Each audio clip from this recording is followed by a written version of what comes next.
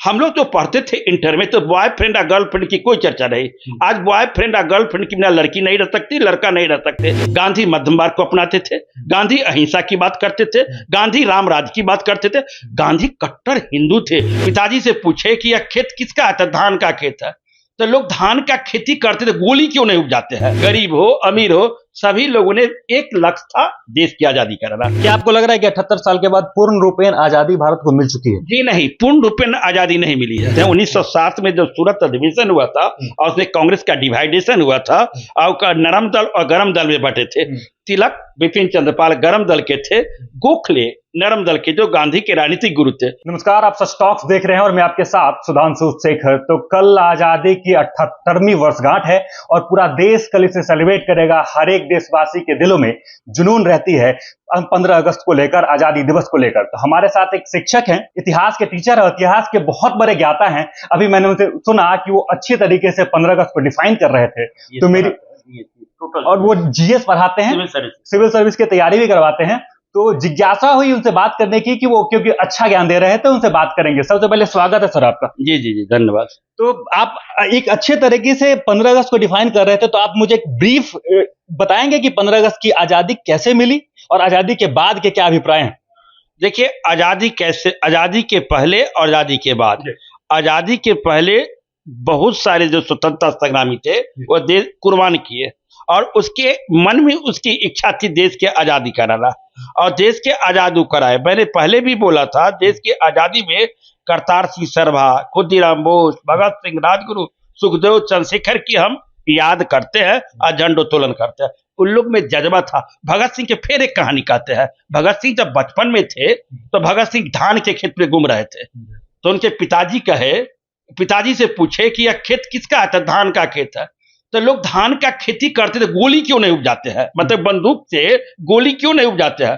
तो उनके पिताजी भाप गए थे कि यह बालक आगे चलकर बहुत बड़ा स्वतंत्रता संग्रामी बनेगा। भगत सिंह जब बचपन में ही थे, गोली और बारूद की बात करते थे, धान के खेत में घूमना और गोली की बात करना, वैसे क्रांतिकारी थे और देश की आजादी कराए। हर व्यक्ति कराए, शिक्षित हो, किसान हो, बुजुर्ग हो, गरीब हो, अमीर हो, सभी लोगों ने एक लक्ष्य था, देश की आजादी कराना। फिर आफ्टर इंडिपेंडेंस ऑफ इंडिया हम जब इसको बांटते हैं तो आजादी के पंडित नेहरू जब भारत के प्रधानमंत्री बने तो पंडित नेहरू ने सबसे पहले लाया इकोनॉमिक पॉलिसी और इकोनॉमिक पॉलिसी के तहत उन्होंने प्रथम बार कृषि पर बल दिया था। तो कृषि पर बल देने का कारण क्या था जानते हैं? कृषि प्रथम पंचवर्षीय योजना पर कृषि पर बल दिया गया था क्योंकि हमारे बहुत सारे लोग भूखे रहते थे। इसके बाद सेकेंड जब योजना लगा तो उद्योग पर लगा, यानी देश के विकास के लिए बहुत सारा काम हुआ। आज जानते हैं देश का विकास कहाँ है? जो दक्षिणी ध्रुव पर, जो चांद पर, अभी जो मोदी जी के काल में चांद के दक्षिणी ध्रुव पर जो साइंटिस्ट गया था, विश्व में कोई भी साइंटिस्ट चांद के दक्षिणी ध्रुव पर नहीं पहुंचा और भारत ने लॉन्च करवाया चांद के दक्षिणी ध्रुव पर, ये सबसे पहला है। क्या आपको लग रहा है कि 78 साल के बाद पूर्ण रूपेण आजादी भारत को मिल चुकी है? जी नहीं, पूर्ण रूपेण आजादी नहीं मिली है। अगर आजादी की बात करते हैं तो सर्वांगीण बात कीजिए। आजादी के बाद एक बात नहीं कर सकते हैं। आजादी के बाद में शिक्षा में विकास हो, कृषि में विकास हो, उद्योग में विकास हो, शैक्षणिक विकास हो, आदमी के बौद्धिक विकास हो। जब तक व्यक्ति के शैक्षणिक विकास, बौद्धिक विकास, शिक्षा में विकास, अगर सर्वांगीण विकास नहीं होता तो आजादी पूर्ण रूप में नहीं मिलता। जीडीपी की बात करते हैं। देखिए, जब देश आजाद हुआ था तो कृषि में जीडीपी का योगदान 54% था, अभी 16% है। अमेरिका के जैसे देश में 4% है। फिर भी तो कृषि प्रधान देश कहा जाता है भारत को। कृषि प्रधान, देखिए, जब तक कृषि के क्षेत्र में जीडीपी का योगदान कम नहीं होगा तब तक देश का विकास नहीं करा जाएगा। लेकिन कृषि के क्षेत्र में कहा जाता है, लेकिन भारत में जानते हैं अभी भी मानसून के साथ डिपेंड है जो विकास होना चाहिए।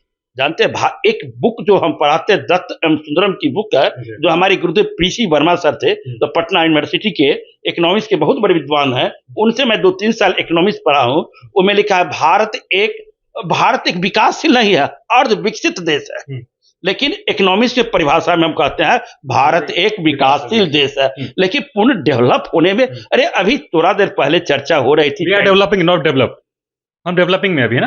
हाँ, डेवलप है, अर्ध विकसित है, विकास की ओर अग्रसर है, लेकिन विकास की ओर अग्रसर है, लेकिन जो विकास तेजी गति से नहीं होना चाहिए वह तेजी गति से है। इसकी इच्छा शक्ति अगर हमसे कहा जाए तो व्यक्तिगत तो है इच्छा शक्ति, लेकिन जो इंफ्रास्ट्रक्चर की कमी है, साइंस एंड टेक्नोलॉजी का विकास नहीं है, शिक्षा में विकास नहीं है। शिक्षा में होना चाहिए औद्योगिक शिक्षा, मतलब क्या? पहली वाली आईए बीए की शिक्षा नहीं होनी चाहिए। शिक्षा होनी चाहिए आदमी को कोई चीज सिर्फ अपने नैतिक शिक्षा की बात होनी चाहिए सबसे पहले, शिक्षा की बात होनी चाहिए, इस ढंग से विकास होगा। हम फिर अपने मुद्दे पे आते हैं। आजादी में गरम दल के नेता का मुख्य रोल था या नरम दल के नेता का? देखिए, कोई व्यक्ति कोई भी आजादी होता है तब एक दल का नहीं योगदान होता है। अगर हम तुलनात्मक करते हैं 1907 में जब सूरत अधिवेशन हुआ था और उसमें कांग्रेस का डिवाइडेशन हुआ था और नरम दल और गरम दल में बटे थे। तिलक बिपिन चंद्रपाल गरम दल के थे, गोखले नरम दल के, जो गांधी के राजनीतिक गुरु थे। देखिए, आजादी में किसी एक व्यक्ति की भूमिका नहीं होती है, यह व्यक्ति की भूमिका नरम दल और गरम दल, जितना नरम दल की भूमिका है उतना गरम दल की भूमिका है। लेकिन जब देश की आजादी में दोनों को हम सेम भूमिका कहते ही नहीं, कहते गरम दल ज्यादा नरम दल ज्यादा है। अगर गरम दल के भगत सिंह प्रवर्तक थे, चंद्रशेखर प्रवर्तक थे और खुदीराम बोस प्रवर्तक थे, तो नरम दल के उसके अनुयायी गांधी भी प्रवर्तक थे। देखिए, गांधी और भगत सिंह में कॉन्फ्लिक्ट था, विरोधाभास था। किस कारण विरोधाभास था जानते हैं? गांधी कहते हैं किसी व्यक्ति को अगर दिल जीतना है, तो दिल को परिवर्तन करो। चंद्रशेखर आजाद क्या कहते थे? अगर किसी को नहीं मानता है तो by hooks and by crook करो। तो गांधी कहते थे आजादी के लिए हम जोर जबरदस्ती नहीं कर सकते, किसी व्यक्ति को दिल जीतकर उसके मन को चेंज करके हम आजादी ले सकते हैं। तो देखिए, जो गरम दल के व्यक्ति है, जो आप ही समझिए समाज में दो व्यक्ति है, एक गरम एक नरम। तो गरम व्यक्ति अधिक दिन तक नहीं चलता। एक लोहा है, लोहा को गरम कीजिए, गरम लोहा तुरंत गरम होगा, तुरंत ठंडा होगा। आज जो बुद्ध का बात भी याद आता है, महात्मा बुद्ध क्या कहते हैं? मध्यम मार्ग। गांधी के दिमाग पर वही महावीर और बुद्ध के विचार पर लक्षित था। गांधी मध्यम मार्ग को अपनाते थे, गांधी अहिंसा की बात करते थे, गांधी राम राज्य की बात करते थे।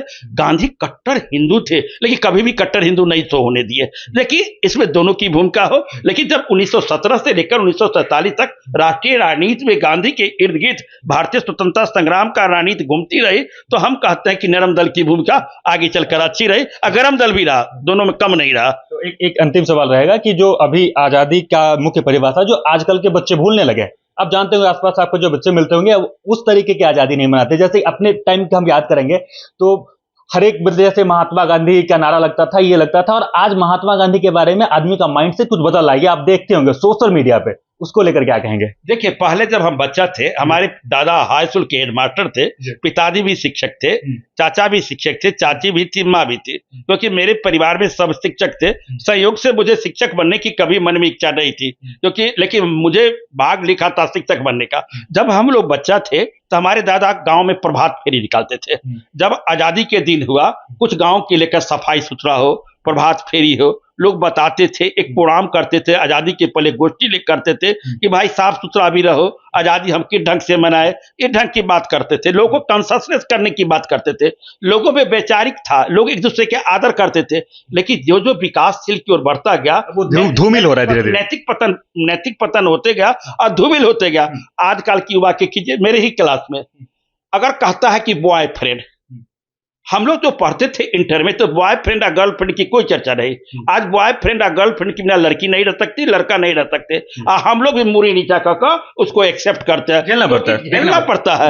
अगर नदी के धारा, अगर मान के चलिए बाढ़ आती है, गंगा जी के बाढ़ आती है, और गंगा जी के बाढ़ में जब धारा तेज होती है तो सब बह जाता है, बूढ़ हो जवान हो सब कुछ हो, उसी ढंग से बहना पड़ता है। समाज में यह भी तो सिखाता है कि धारा के विपरीत चलेंगे तो हमारा भविष्य सुधरेगा। तो धारा के विपरीत चलने की बात करते हैं हम, लेकिन न्यूटन के थर्ड लॉ प्रतिक्रिया के बराबर विपरीत प्रतिक्रिया, थर्ड लॉ की बात करते हैं तो लड़के भी जवाब देते हैं, मन महसूस कर रखते हैं, लेकिन चलाने की कोशिश करते हैं। लेकिन देखिए, हमारे सर भी है, मनीष सर है, बड़े विद्वान आदमी है, ये क्या कहते हैं, मुन्ना सर भी है, सब आदमी है बैठे हुए हैं, हम कोशिश करते हैं, लेकिन एक बहुत गैप है। एक घटना सुनाते अपने परिवार का, मेरा बच्चा है, जब अभी कोचिंग से जाएंगे तब उठेगा वो, तो हम कहेंगे कि तुम उठता क्यों नहीं इतना लेट से, तो जमाना चेंज हो गया, तोहर वाला जमाना दोसर रहो, अब जमाना चेंज होगा। उन्हीं तमाम बच्चों के लिए क्या संदेश देना चाहते हैं 15 अगस्त के उपलक्ष्य में? देखिए, 15 अगस्त के उपलक्ष्य में संदेश देना चाहते हैं, हेल्दी माइंड स्लीप्स इन हेल्दी बॉडी। जब तक आप स्वस्थ नहीं रहेंगे तब तक आप पढ़ाई अच्छे ढंग से नहीं कर सकते हैं। इसलिए पहले के लोग 4 बजे उठते थे ब्रह्म मुहूर्त में। बच्चे को हम संदेश देना चाहते हैं, बाबू गांधी की विचार अगर नहीं मानते हो तो भगत सिंह की विचार मानो। अब भगत सिंह सुबह उठते थे 1 बजे नहीं सोते थे। अब भगत सिंह वो गर्लफ्रेंड की कभी चर्चा, कोई भी इतिहास पढ़ो ना जी, हाँ चर्चा है, प्रेम की चर्चा है, करना चाहिए, इसके हम खिलाफ नहीं है, लेकिन अपनी रोटी, अपने स्वास्थ्य, पर पहले प्राथमिकता देना चाहिए। अगर स्वस्थ रहेगा तभी पढ़ाई होगा, इसलिए रूटीन में चेंज होना चाहिए, विचार में परिवर्तन होना चाहिए, नैतिक पतन को उठाना चाहिए। जो बड़े बुजुर्ग कहते हैं उनकी बात को कुछ मानना चाहिए, अपने बात को समावेश करके बुद्ध के मार्ग पर, मध्य मार्ग पर व्यक्ति को चलना चाहिए। धन्यवाद सर। तो हमारे साथ इतिहास और सिविल सर्विस के एक शिक्षक थे, और उनका विचार कैसा लगा 15 अगस्त को लेकर, प्री इंडिपेंडेंस और पोस्ट इंडिपेंडेंस को लेकर वो उनका विचार आपको कैसा लगा, कमेंट बॉक्स में जरूर लिखें और देखते रहें सच टॉक न्यूज।